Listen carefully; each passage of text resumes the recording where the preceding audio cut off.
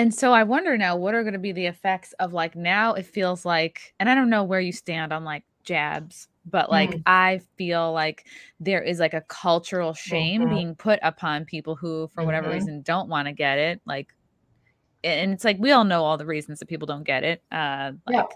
So, and I just feel like everything in our culture is telling, you know, me, because I'm one of those people too, like, you just feel shame every day. And I mean, it depends like how much regular TV you're watching and mainstream media, but they definitely, like, the point is to shame those who haven't gotten it yet. Why haven't you? You're putting everyone at danger. A lot, like so many other reasons that actually make no sense and aren't really, you know, backed by science. Yep. It's interesting. Like, to me, that seems toxic. And I feel like there's a way, it feels like things are kind of messed up, you know, like kids are not being healthy shamed into growing into tall, strong, tall, you know, good adults. But it's like, in some senses, there's no shame, because it's almost like, oh, you have to be so accepting to the point where you're letting unhealthy patterns and behaviors develop. It just seems like a lot. It is a lot. And I, you know, what I'm seeing is people are wanting to choose to say not be jabbed, and they don't want it, and they know, but then the pressure, and that breaks my heart, because I've now know people who regret having it because they've gotten really sick. And this is just personal, anecdotal, you know, I'm not saying what you should and shouldn't do by any means, but I've watched this peer pressure on really intelligent adults whom I love, and it breaks my heart. And again, I'm just speculating here, but my sense, Chrissie, is a lot of that ties into their unhealed wounds from when they were brought up. Because I'm not, and there's nothing in my body that is ever going to succumb to someone screaming at me because of my choice. And it's like, no. And I know myself pretty damn well. I've done a lot of work, and it's solid, it's strong. And I also know how to look at the science from an academic point of view. And I've looked at enough to say, this is just too unknown. And I'm sorry if you think, it's not even I'm sorry. It's like, this is what I know. And what I know is what I know. What you know is what you know.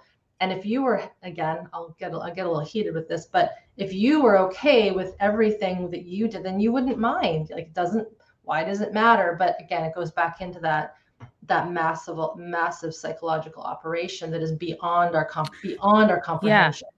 And you think the government must know, like, they must have such a good like handle on like human behavior, right? Like, think of all the psyops that have happened over time, and they must know, like, exactly, okay, if we pressure people in this way, if we shame them in this way, if we use kind of like peer pressure from other friends and family, we will get this, we will attack and get this last segment of the population that could be turned, right? There's those of us that will not be turned. Like, I'm the same way. Like, I feel like I've done a lot of work on myself, and I see what they're doing, and I go, okay, like, and I've had it, and I have natural immunity. So it's like, I also can put that feather in my cap, even though if I never gotten it, I would still be like, no, thanks. Because I was just talking to a friend in Australia, and we all know Australia's a shit show right now. He was like, you know, he had held out a year and a half, not going to get it, but he finally, like, literally, he said, like, caved, because he was like, you know, you just think, oh, I'm not gonna be able to do anything. I'm not gonna be able to like have a you know, a regular life, because you think that how things are right now are how they will always be. And I refuse to accept that. It's not true. I don't believe that's true. I think that's why I rewatched The Matrix for a little crazy twisted sanity the other night. Was and Australia is an interesting one, because I have strong ties there. I lived there for a couple of years. One of my best friends is deep in Sydney, in the thick of this. That was the one country, Chrissie, where it's going to sound crazy, the only time in my life I didn't feel safe. I feel like Australia is in deep with like the globalist deep state. I don't know. I just feel like from the things I've read, I just feel like I mean, I have nothing to confirm or deny anything. All I know is what I felt when I lived there. And I'm going to say this because it was really interesting. I mean, I love Australia. I miss being there. I miss being able to go there. I was supposed to teach there a year ago, and then everything had to get canceled. But when I was there, I was on a subway one day in broad daylight, and I'm very strong in my resolve. Like I go down dark alleys and I'm fine and I can hold my own. I've driven through New York subway system in New York, Paris, London, Rome, no problem. But I was on the subway, broad daylight, and a group of rugby guys got on the train and they were very drunk. And I felt a little bit of a panic, which I had never felt before. And if we look at the history of Australia, with that it being a penal colony, people were being transported there, you know, because they were criminals from Europe and the Commonwealth. And then the people that had to go there to take care of them probably didn't want to go there. And it's a harsh country, you know. Water is not plentiful in Australia. Natural resources are very different. Yes, it's beautiful. There's lots of tropical fruit and all that, but it's also very dry and very barren. But there's an edge there. And my Aussie colleagues will say this. I was in a training there, assisting in a trauma training a couple of years ago. I was the only Canadian, I was the only North American that had lived there. The other assistants were all American. And we were doing these group sessions with the Aussie students, who were all lovely people. They're psychologists and counselors and yoga instructors.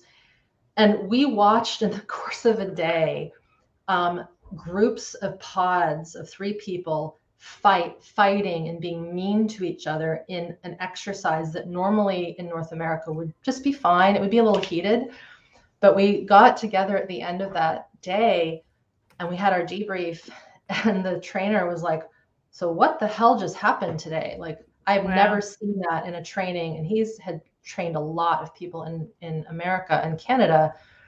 And and I just kind of looked around and I'm like, is anybody going to say anything? And the Aussies that were there who were learning how to assist said, well, there's a lot of stored rage in this country. Oh, that's so fascinating. There's a lot of stored up anger and aggression. And there are, and I kind of was like, hey, thank you. I didn't have to say it. You guys said it, but it's true. Like we needed more foundational work. We needed to help them build a bit more capacity before we put them in. I don't even remember what the exercise was. They didn't have the tools to even sense the bubbling up. And it just came out behaviorally, kind of like a kid having a tantrum. Mm-hmm. The kid that has a tantrum isn't because they're trying to be an asshole. It's because they have got so much fight flight in their body that they don't know how to control it because they're little. And so here we are with these professional adults. And it just exploded. And so I was speaking to a friend of mine the other day who's actually a Marine in the States, and he's watching what's going on in Australia. He's like, I just don't understand, Irene. How could law enforcement be so brutal to the people? Like, oh, it makes complete sense to me. I've lived there. I've sat in rooms feeling this energy. And then there'll be those that just are submissive because of their treatment over their generations and their ancestry. And then there'll be those who were the ones that maybe didn't want to be there. And so they're just pissed. And so it's like this perfect storm, right? Yeah. And it anyway, helps. That was a bit of a tangent. No, that's really fascinating. Because when you think, you know, we've all heard the term like generational anger, generational pain, the fact that a whole country can have, because of its roots, some stored trauma, right? And of course, those families that have been there over generations, you pass that on to your kids, right? We all have unexamined traumas. We, you know, you try not to, but some of us pass it on to our children because your kids are sponges and they pick up like, okay, what do I need to adjust to here? It helps me have a little bit more empathy because these people literally feel like this reaction is equal to the threat that they're experiencing, and their survival is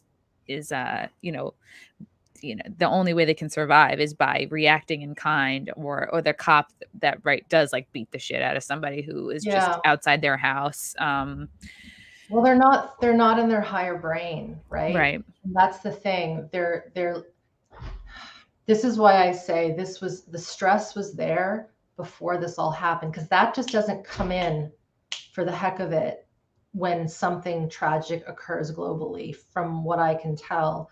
And, you know, a colleague of mine was saying she's in Melbourne. She was walking outside of a grocery store and she wasn't wearing a mask because they still have to wear masks outside there. And she's exempt. And she even has a doctor's thing that says, I'm exempt.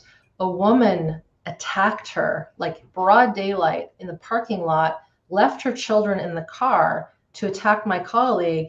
Whoa. And I was like, first of all, I'm so sorry that happened to you. But we were talking about it and I said, listen, that woman is deeply, deeply unwell because, and she probably doesn't even know consciously that she's doing it. It is a survival mechanism to fight what she has been told is a danger. Mm-hmm. And common sense, well, if you do believe that that person is a threat, going closer to them is going to be worse. So just let her be and drive away with your children. But I saw that kind of behavior, Chrissie, even when I was living there in 2000 and 2008, the few years I was there. I saw mothers vocally screaming at their children, just crossing the street, calling them little shits. I'll never forget. I was stopped in my car one day in this little tiny ocean town, and this mother was just, she looked so haggard. I mean, she just didn't look well. And she had these two little girls. No one was wearing shoes because often people don't wear shoes in Australia by the beach. And she just pulled on this little kid's, you know, just like, come on, you little shit, don't do that. And it just, the harshness. Wow. And so again, it's like a lot of this, I believe, was already there. They were primed for it. Got put into a pressure cooker. And so it's quite sad. I mean, it's just sad that that's happening and people aren't even aware that it's occurring.